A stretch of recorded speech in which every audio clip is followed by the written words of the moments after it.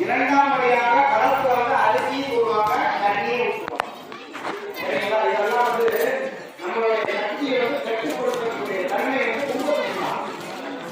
இந்த கும்பமாகப்பட்டதுதான் கோபுர வரையிலே போகும். கும்பாபிஷேகம் நம்ம போகும்.